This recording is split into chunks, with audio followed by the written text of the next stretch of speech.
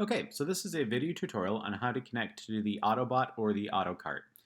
These instructions are actually located on the Connection Info tab of the OttoBot Control Basic software. And so if at any point you need to return to this and refer to these instructions, they are right here for you.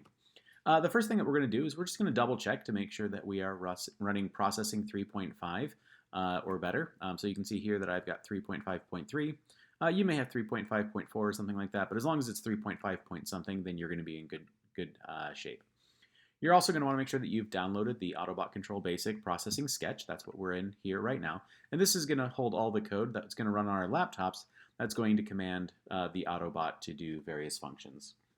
The next thing that we're going to do is we're going to make sure that the hardware is all set up. So you'll want to make sure that your OttoBot is built and charged and all plugged in. And you're also going to want to make sure that the Raspberry Pi is turned on and has been running for at least 1 minute. And this allows it to start up the operating system and begin waiting for the commands from the OttoBot Control Basic software. Also, double check to make sure that your motor controller is plugged in. This is what's going to provide power to the drive wheels as well as the servo steering. This is going to be, to some extent, how we understand that we have wired everything in. The last is we're going to want to make sure that the AutoCart Wi-Fi module is plugged in. This is an external module. It's about 2 inches by 2 inches, and it's what creates a Wi-Fi network between the AutoBot and your computer. And so you want to make sure that that's plugged in as well so that you can actually connect to it wirelessly. So to get started, we need to kind of figure out what the IP address of your AutoBot and your computer is so that we can connect the two together. And so once you have that AutoCart Wi-Fi module plugged in, you're going to connect to it. It's the wireless network is called AutoCart. And when you connect to it, it will require a password, and it's also AutoCart as well. And just double check that you've got the capital O and the capital K in the password. So to get started, we're going to go ahead and connect over to the AutoCart here. I've already saved the password, so I'll log right in. And we're going to open up Chrome, and we're going to go to this link, this tplinkwifi.net. And so I can copy and paste that in here. And it's going to ask for a username and password. And again, that information is here. So username is username is admin and password is admin. So we can go ahead and type that in. And again, I have it saved here, and you can save it too. Okay, it's obviously not a secure password, so we can just dismiss that. We know that. And what we're going to do is we're going to click over on this DHCP link right here, and click on the DHCP clients list. So you can see right now, there's only 2 things connected to the wireless network. This first one, Monaco, that's the name of my AutoBot, so its name is Monaco, and so it actually has its own custom unique name. And we'll want to take note of this IP address and write this down. This is going to be 192.168.0.100. This other client name, this is the name of my computer. Your computer may have a kind of a weird name like this, or it may have a more recognizable name. But you'll want to take special note of what your IP address is, and you'll want to write down that as well. So you can see that mine is very similar. It's just one more. It's the 101. These numbers can change each time you connect to the AutoBot. And so this is something that you'll need to check each time just to make sure that these numbers haven't shifted, especially if lots of other groups have been using the AutoBot software in the meantime. So with that in mind, I know what the AutoBot is and I know what my computer is. I've written these down, and so I'm ready to begin to configure the software. So at this point, we'll come back here, and we've recorded both of our IP addresses. And what we're going to do is over here on the first page, we're going to set the AutoBot IP address to the IP address of the AutoBot. You can see mine hasn't changed in a little while, and so it's just running as it was. The control IP, this is the IP address of my laptop. We saw that that was very similar, but again, ended in 101. That's this computer. And at this point, then, we are ready to start running our software. There may be some other small changes that you need to make in here.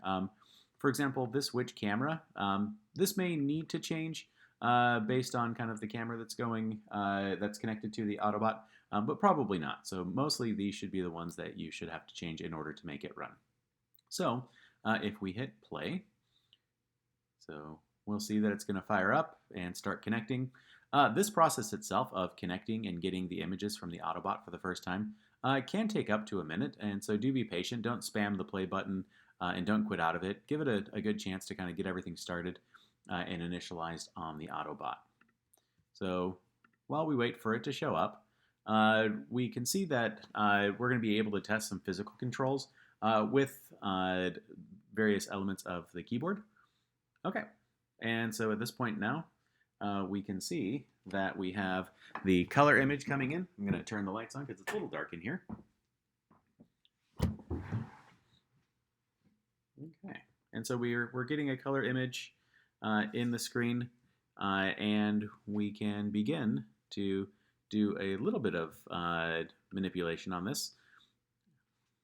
And so we're going to test the physical controls first. And so 1 through 5 control various aspects of the motor. If we choose 1, and we can actually see here on keyboard controls, 1 is going to set the speed to -100, which should make the wheels turn backward at full speed. And so if I'm over here and I hit 1, okay, I can hear the wheels moving. And you'll want to check the direction of the wheels. Wheel number 2 makes them turn backward at half speed. 3 turns them off. 4 runs them forward at half speed. And 5 runs them forward at full speed. If for some reason your wheels are turning the opposite way, you'll need to change the polarity, essentially switching the black and white or the black and red wires on the motors to make them spin the appropriate way. Number 6 through 0, these keys will change the servo angle. And so if we press 6, we should see that we get a little bit of movement on the servos and that they are being set appropriately. So again, as we check those, you can see that it's actually sending that information over. And so you'll want to check to make sure that your servos your servo steering is working as well. The last set of commands that we're going to check are actually to control the data coming in from the camera. So you'll see that we've got this little this little green rectangle here. And this is what's allowing us to kind of control a little bit about how the information is being processed. To move this little window around, you can use the WASD keys. And this will be important a little bit later on, especially as we start kind of isolating certain parts of the video image to get some information about where our car should steer. We can also change the width and height of this by using the QEZC.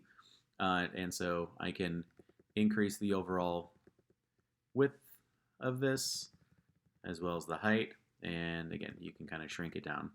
And so we'll be using these a little bit later on again to isolate just certain parts of the image that we want to begin to do some image processing with.